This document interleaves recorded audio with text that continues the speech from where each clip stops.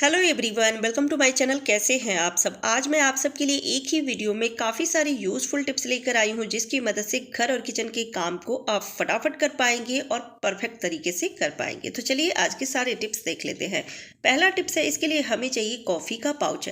आप 2 रुपये की पाउच ले सकते हैं या फिर 5 रुपये वाली पाउच भी ले सकते हैं, या कॉफ़ी का कोई बड़ा सा पैकेट है तो आप 1 से 1.5 चम्मच कॉफ़ी उस पैकेट में रहने दीजिए। बाकी सारा कॉफ़ी आप डब्बे में निकाल लीजिए और उस पैकेट को वापस से अच्छे से बंद भी कर दीजिएगा, स्टेपल कर दीजिए, जिससे कि वो अच्छे से बंद हो जाए, कॉफ़ी गिरे नहीं। अब सुई की मदद से या फिर सिफ्टी पिन की मदद से इस तरह से छोटे छोटे होल कर लेना है, जिससे कि कॉफ़ी की स्मेल बाहर आ सके पैकेट से। अब इसे हमें रखना है चावल के डब्बे में। चावल कई घरों में डेली बनती है और जिस वजह से चावल स्टोर करके भी रखते हैं, ज़्यादा मात्रा में लेकर आते हैं। अगर चावल को ऐसे ही आप डब्बे में रख देते हैं तो कुछ समय बाद इसमें कीड़े लग जाते हैं, घुन भी लगने लगते हैं, वो चावल खराब हो जाती है। आप अगर कॉफ़ी का पाउच इस तरह से रख देते हैं चावल के डब्बों में और इसे बंद करके रखते हैं तो कॉफ़ी की स्मेल से ना ही कीड़े लगते हैं और ना ही घुन लगते हैं चावल में। आपका चावल सुरक्षित रहेगा। चलिए नेक्स्ट टिप्स देख लेते हैं। गैस स्टोव की क्लीनिंग दिन में कई बार करते हैं, लेकिन गैस बर्नर की क्लीनिंग का ध्यान नहीं रखते हैं और जिस वजह से इसमें कार्बन जमा हो जाती है, बहुत ज़्यादा कालापन हो जाता है और बर्नर देखने में अच्छा भी नहीं लगता है। गैस भी वेस्ट होती है क्योंकि कई बार जाली ब्लॉक हो जाती है और जिस वजह से गैस सही तरीके से निकलती नहीं है, वो बाहर की तरफ निकलती है और जिससे वो गैस वेस्ट होती है। तो इसे क्लीन करने के लिए हमें लेना है हार्पिक। मैं अलग से एक हार्पिक का डब्बा रखती हूँ क्लीनिंग के लिए, तो ये टॉयलेट वाली नहीं है। अलग से एक डब्बा रखते हैं, जिससे कि किचन में किसी तरह की दाग लग गया या फिर कहीं पर भी फर्श पे दाग लग गई तो उसे हम क्लीन कर सके हार्पिक की मदद से। तो आपको थोड़ा सा हार्पिक रख देना है और उसके बाद 1 से 1.5 चम्मच बेकिंग सोडा रखनी है। फिर 5 से 10 मिनट के लिए छोड़ दीजिए। अगर बर्नर कम गंदा है तो, अगर ज़्यादा गंदा है तो 20 से 25 मिनट के लिए छोड़ दीजिए। फिर स्क्रबर की मदद से साफ़ कर लेना है। अगर जाली में बहुत ज़्यादा गंदगी फंसी हुई है, जैसे दूध चाय उबल के गिर जाती है तो जाली ब्लॉक हो जाती है, तो ब्रश की मदद से भी साफ कर लीजिएगा। मेरा जो गैस बर्नर है ये ज़्यादा गंदा नहीं है क्योंकि मैं इसे समय समय पे क्लीन करती रहती हूँ। अगर हाथ में कट लगा हुआ है या फिर किसी भी तरह की प्रॉब्लम है तो आप इसे साफ करने से पहले ग्लव्स का यूज़ कीजिएगा या फिर कैरी बैग ही हाथ में पहन लीजिएगा, क्योंकि हार्पिक यूज़ किए हैं तो आपको प्रॉब्लम हो सकती है। फिर स्क्रबर की मदद से हम इसे अच्छे से साफ कर लेंगे, जिससे कि जो गंदगी है, कालापन लगा हुआ है, कार्बन जमा है, वो सब निकल जाएगी। फिर साफ पानी से इसे हम धो लेंगे। तो कई पानी से आप इसे धो लीजिएगा और आप देख सकते हैं कितने अच्छे से बर्नर साफ़ हो गई है। ज़्यादा गंदा तो नहीं था, लेकिन कितना भी गंदा रहेगा फिर भी ये साफ़ हो जाती है।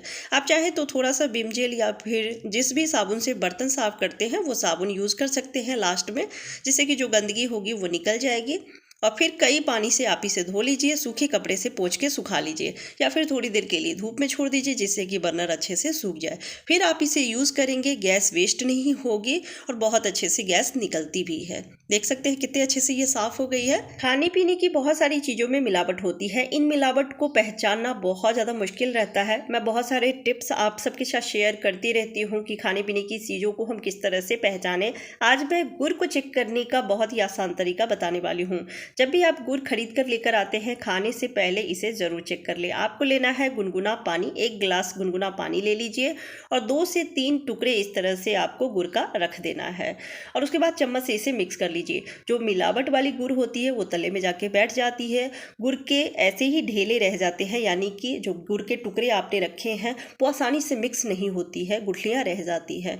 लेकिन जो प्योर गुड़ होगा, पानी में जाने के बाद धीरे धीरे ये मिक्स होने लगती है, मेल्ट हो जाती है। जैसे ही चम्मच से आप मिक्स करेंगे ये आसानी से मिक्स हो जाती है। तो इस तरह से आप गुड़ में मिलावट है या नहीं आप पहचान सकते हैं।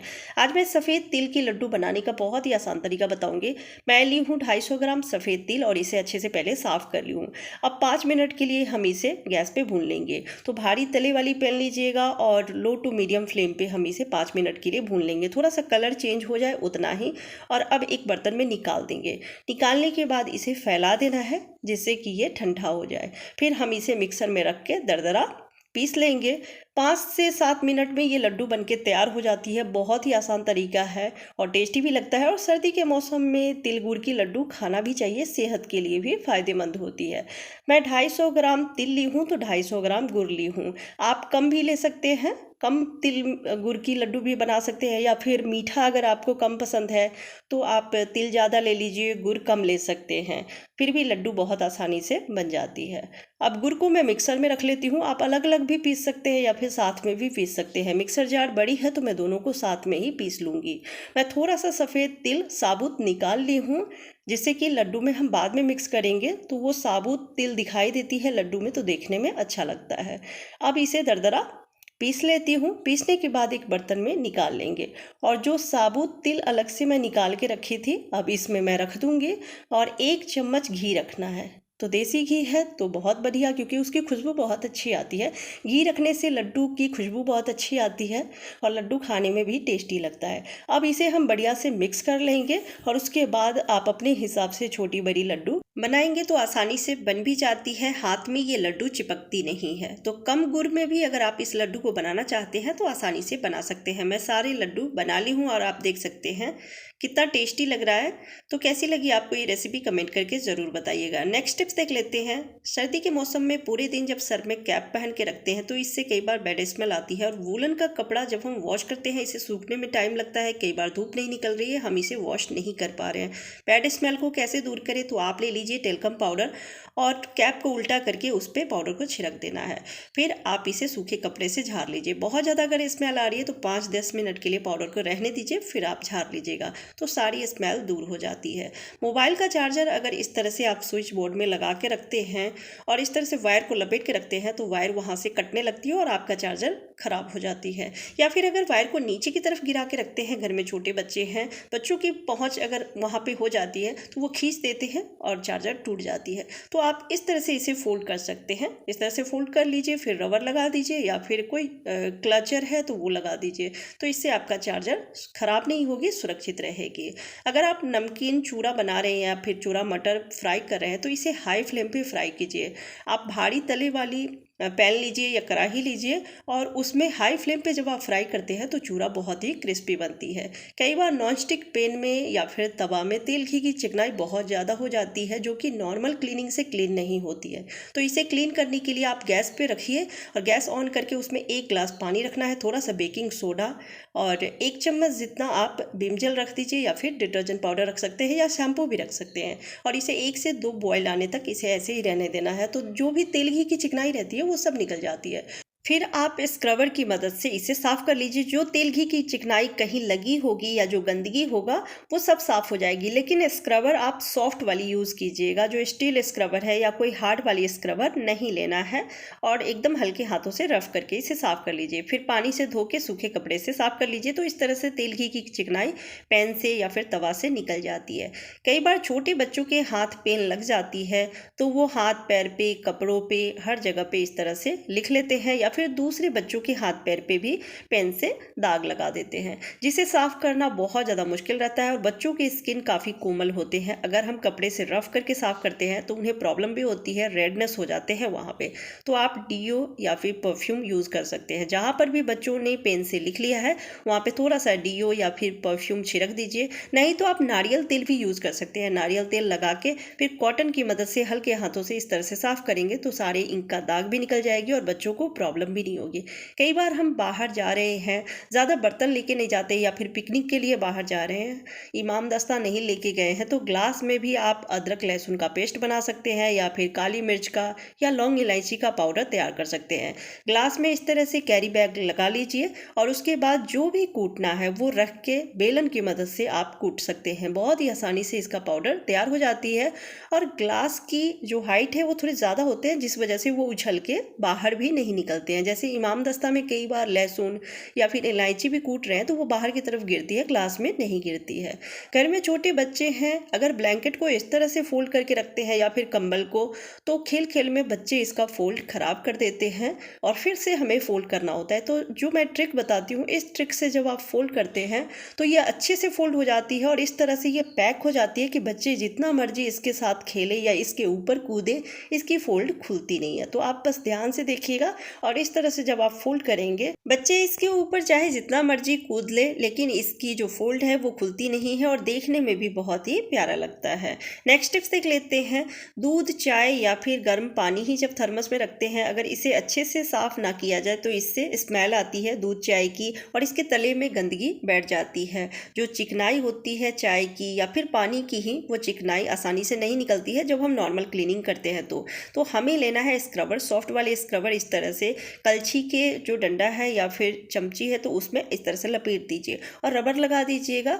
और अब इसमें हमें वाइट कोलगेट पेस्ट लगाना है। और अब बॉटल के अंदर की सफाई इस तरह से करेंगे तो जो भी तले में चिकनाई बैठी होगी वो सब निकल जाती है, जो स्मेल है वो भी निकल जाती है। अगर किसी तरह की स्मेल आ रही है जो कि इस तरह से भी क्लीन करने से नहीं जा रही है तो आपको 1 ग्लास गर्म पानी रखना है बॉटल में और थोड़ा सा बेकिंग सोडा रख दीजिए और ढक्कन बंद कर दीजिए। फिर 5-10 मिनट बाद शेक करके उस पानी को निकाल दीजिए और फिर कई पानी से बॉटल को धो के धूप में रख देना है, तो उससे सारी स्मेल निकल जाएगी।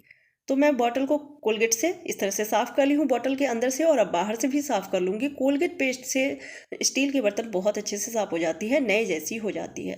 अब मैं इसे साफ़ पानी से धो ली हूँ और अब थोड़ी देर के लिए धूप में रख दूँगी जिससे कि ये बॉटल सूख जाए। आटा लगाते समय इस तरह से स्वेटर जब पहने हैं, फुल बाजू की स्वेटर पहनते हैं तो इसमें आटा लग जाती है। बार बार इसे ऊपर भी करते हैं तो आटा गूंथते समय ये नीचे की तरफ आ जाती है और जिससे कि फुल स्लीव बाजू वाली जो स्वेटर है वो गंदे हो जाते हैं। हम इसे डेली वॉश भी नहीं कर सकते हैं क्योंकि वूलन के कपड़े जल्दी सूखते नहीं हैं, कई बार धूप नहीं निकल रही है।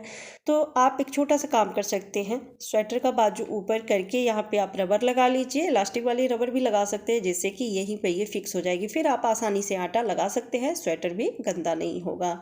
नेक्स्ट टिप्स देख लेते हैं। ट्रैवल के दौरान बैग ज़रूर लेकर जाते हैं। ट्रैवल करके जब आते हैं तो बैग को साफ़ करना बहुत ज़्यादा मुश्किल लगता है और सबसे ज़्यादा इसमें जो व्हील लगे रहते हैं और तो उसे साफ़ करने में बहुत मुश्किल लगती है क्योंकि इसमें कीचड़, बहुत सारे डस्ट लग जाते हैं। बारिश का दिन है तो कीचड़ बहुत ज़्यादा लग जाते हैं। तो सफाई ज़्यादा ना करना पड़े इसके लिए आप छोटा सा काम कीजिए। आपको लेना है सेलो टेप और इस तरह से उसके पहिए में लगा देना है। दिखाई भी नहीं देती है और गंदगी भी इसके ऊपर जो टेप है उसी के ऊपर लगती है। फिर जब आप ट्रैवल करके आते हैं तो इस टेप को निकाल दीजिए, तो आपको ज़्यादा इसे साफ़ नहीं करना पड़ेगा और आपका जो बैग है वो भी साफ़ सुथरा रहेगा। चलिए नेक्स्ट टिप्स देख लेते हैं। लोहे का बर्तन अब बहुत कम यूज़ होता है, कई बार हमारे शरीर में आयरन की कमी हो जाती है, तो इसके लिए छोटा सा काम आप कर सकते हैं। लोहे की तवा है तो उसे अच्छे से साफ़ कर लीजिए और 1 ग्लास दूध इस पर रख के 4 से 5 बॉयल आने दीजिए या फिर 2 बॉयल भी आने देते हैं। तो उसके बाद आप इस दूध को निकाल के पीते हैं तो आयरन की कमी दूर हो जाती है। तो 2-3 बॉयल आने दीजिए, फिर ग्लास में ट्रांसफ़र करके जैसे चाय पीते हैं वैसे ही सिप सिप करके पी लीजिए, तो बहुत ये दूध फ़ायदा करती है। नेक्स्ट टिप देख लेते हैं। खाने पीने की बहुत सारी चीज़ों में मिलावट होती है, गेहूं के आटे में मिलावट है या नहीं इसे हम कैसे चेक करें, तो मैं 2 टिप्स बता रही हूँ। पहला टिप्स है 1 ग्लास गुनगुना पानी लेना है और 1 से 1.5 चम्मच गेहूं का आटा मिक्स कर दीजिए। अगर लम्स बन रहे हैं, गुठलियाँ बन रही है, आटा तले में जाके बैठ रही है, यानी कि ये मिलावट वाली गेहूं का आटा है। और अगर आटा जैसे ही रखते हैं और चम्मच से मिक्स करते हैं पानी में, ये बढ़िया से मिक्स हो रही है तो यानी ये शुद्ध गेहूं का आटा है। तो इस तरह से आप पहचान सकते हैं कि ये मिलावट वाली आटा है या प्योर शुद्ध गेहूं का आटा है। दूसरा टिप्स बताती हूँ। आपको लेना है एक बर्तन में 1 चम्मच गेहूं का आटा और उसमें 1 चम्मच नींबू का जूस मिक्स करना है। जैसे ही नींबू का जूस मिक्स करेंगे, अगर आटे की कलर चेंज हो रही है तो यानी ये मिलावट वाली आटा है। अगर आटे का कलर वैसे का वैसे ही है तो ये शुद्ध गेहूं का आटा है। चलिए नेक्स्ट देख लेते हैं। शर्ट के कॉलर में बहुत ज़्यादा पसीने की दाग लग जाती है, पीलापन आ जाती है, जो कि हमें कपड़े वाले ब्रश से रगड़ के साफ़ करना होता है तब साफ़ होती है, और जिससे कि कपड़े कई बार घिस जाते हैं, वहाँ का कॉलर ख़राब हो जाती है, शर्ट बेकार हो जाते हैं। बहुत ही आसान तरीका बताती हूँ जिससे कि जो पीलापन है, दाग है, वो निकल जाएगी। अगर वाइट शर्ट का पूरे शर्ट में ही अगर पीलापन आ गई है, चमक खो गई है कपड़े की, तो भी ये टिप्स को ट्राई कर सकते हैं। आपको लेना है गुनगुना पानी, बहुत ज़्यादा गर्म पानी नहीं लीजिएगा, और कपड़े पे इस तरह से रख देना है और फिटकरी घिसना है कपड़े के ऊपर, कॉलर के ऊपर भी, या फिर पूरे शर्ट से पीलापन निकालना चाहते हैं तो भी फिटकरी सारे कपड़ों पे घिस लीजिए। फिर डिटर्जेंट पाउडर लगा के उसे 10 से 15 मिनट के लिए छोड़ दीजिए। डिटर्जेंट पाउडर अच्छे से कपड़े में मिक्स कर दीजिए, और अगर कॉलर की ही सिर्फ गंदगी निकालनी है तो इस तरह से हाथ से रफ कर लेना है 10 मिनट छोड़ने के बाद। आप देखेंगे सारे दाग निकल जाते हैं। फिर आप हाथ से कपड़े धोते हैं तो इसे आप अच्छे से साफ़ कर लीजिए, और या फिर वॉशिंग मशीन में साफ़ करते हैं तो वॉशिंग मशीन में डाल दीजिए। तो जो भी पीलापन होता है कपड़े में वो सब निकल जाती है, गंदगी निकल जाएगी, ब्रश भी लगाने की आपको ज़रूरत नहीं पड़ेगी। मच्छर आजकल हर मौसम में लगते हैं और मच्छर के काटने से बहुत ज़्यादा रेडनेस हो जाती है, स्वेलिंग होते हैं और इचिंग बहुत ज़्यादा होती है, जिस वजह से जलन भी होने लगते हैं। मच्छर के काटने से कई तरह की बीमारियां भी होती है। तो आप एक छोटा सा काम कर सकते हैं, वैसलीन की 5-10 रुपये की डिब्बी ले लीजिए और उसमें 1 चम्मच नीम का तेल मिक्स कर लीजिए, या फिर आप डेली भी इससे बना के लगा सकते हैं। थोड़ा सा वैसलीन में 2 से 3 ड्रॉप्स इस तरह से नीम का तेल मिक्स करके और हाथ पैर में लगा लीजिए, या बच्चे जब बाहर जा रहे हैं खेलने के लिए तो उन्हें लगा सकते हैं। नीम के तेल की स्मेल बहुत स्ट्रांग होती है और उसकी स्मेल से मच्छर बच्चों को काटना तो दूर, उनके आसपास भी नहीं आएंगे। तो बच्चे भी सुरक्षित रहेंगे, हर बीमारी से भी बचे रहेंगे। चलिए नेक्स्ट टिप देख लेते हैं। कांच की चूड़ी या फिर लाख की लटी बहुत नाजुक होती है, अगर इसे सही तरीके से ना रखा जाए तो ये टूट जाती है। जरा सी ठोकर लगती है, ये आपस में भी चूड़ी अगर डब्बे में रख रहे हैं तो मिक्स होते रहते हैं, टकराते हैं तो ये टूट जाती है। हर किसी के पास बैंगल बॉक्स नहीं होते हैं, अगर हमें इसे कैरी करके ले भी जा सकते हैं, ये टूटेगी नहीं। तो पर्स में भी आप ले जा सकते हैं, या फिर घर में भी इस तरह से रखेंगे जैसे एक ही डब्बे में बहुत चूड़ियाँ रख देते हैं तो वो मिक्स हो जाती है। फिर हमें जब पहनना होता है तो हम अलग अलग करते हैं फिर पहनते हैं, तो टाइम की बर्बादी होती है। तो वो भी नहीं होगा इस तरह से रखेंगे तो। या फिर कई बार हाथ से ये छूट के गिर जाती है, तो ये जो रबर लगाए हैं वो रबर इसे बचाती है। डायरेक्ट चूड़ी फर्श से टकराती नहीं है तो टूटती भी नहीं है। तो इस तरह से 2-3 रबर आप चूड़ी में लगा लीजिए, 6 से 7 चूड़ी को इकट्ठा करके रबर लगा लीजिए। तो इस तरह से आप इसे रखेंगे तो ये सेफ रहेगी, टूटेगी नहीं। नेक्स्ट टिप्स देख लेते हैं। वैसलीन सर्दियों में खूब इस्तेमाल होता है और कई तरह से इसे यूज़ करते हैं। क्लीनिंग में भी यूज़ करते हैं, बहुत अच्छे से यूज़ होती है ये और क्लीनिंग बहुत बढ़िया से हो भी जाती है। तो आज मैं 3 टिप्स आपको बताने वाली हूँ वैसलीन के। मैं यहाँ पे थोड़ा सा वैसलीन ली हूँ और इसमें 1 चम्मच दूध और मलाई दोनों मिक्स किया हुआ रखी हूँ और इसे बढ़िया से मिक्स कर लेना है। मिक्स होने में थोड़ा टाइम लगता है, लेकिन जब आप इसे मिक्स कर लेंगे तो मक्खन जैसी क्रीम बन के तैयार होती है। अब इसके फायदे बताती हूँ। सर्दी के मौसम में हमारी स्किन काफ़ी रूखे बेजान होते हैं, स्किन काफ़ी ड्राई हो जाती है, जिसे मॉइस्चराइज करने के लिए बार बार मॉइस्चराइजर हमें लगाना पड़ता है। लेकिन जब आप इस क्रीम को लगाएंगे तो बार बार मॉइस्चराइजर लगाने की जरूरत नहीं रहेगी और स्किन हमेशा सॉफ्ट मुलायम रहेगी। कई बार कहीं एक जगह की स्किन फटने लगती है, ड्राइनेस बहुत ज़्यादा रहती है, जिस वजह से जलन होते हैं, दर्द भी होने लगते हैं। वहाँ पर भी आप थोड़ा ज़्यादा मात्रा में इस क्रीम को लगाएंगे, तुरंत आप देखेंगे राहत मिलेगी आपको जलन से और स्किन सॉफ्ट होने लगते हैं, मुलायम हो जाते हैं। बच्चों के गाल अगर फट रहे हैं, सर्दियों के मौसम में बच्चों के गाल ज़्यादा फटने लगते हैं, तो वहाँ पर जब आप लगाएंगे, बच्चों को भी आप लगा सकते हैं और दिन में कई बार जब लगाएंगे बच्चों की स्किन काफ़ी सॉफ्ट मुलायम हो जाएगी। चलिए नेक्स्ट टिप्स देख लेते हैं। तो इस तरह से क्रीम बनाने के बाद इसमें थोड़ा सा वाइट कोलगेट पेस्ट मिक्स कर लीजिए। कई बार रोटियां बनाते समय उसकी भाप लग जाती है, रोटी जब फूट जाती है तो, या फिर हाथ में ही कहीं मांस इकट्ठी हो जाती है, फफोले हो जाते हैं, तो वहां पर इस तरह से आप जब क्रीम बना के लगाते हैं, जलन हो रही है तो वो जलन तुरंत कम हो जाएगी। अगर मांस इकट्ठी हो गई है तो मांस भी धीरे धीरे बैठने लगती है। इस तरह से क्रीम बना के आप क्लीनिंग भी कर सकते हैं। हेलमेट भी बहुत ज़्यादा गंदा होते रहता है, क्योंकि जब इसे यूज़ करते हैं डस्ट लगती है इसके ऊपर।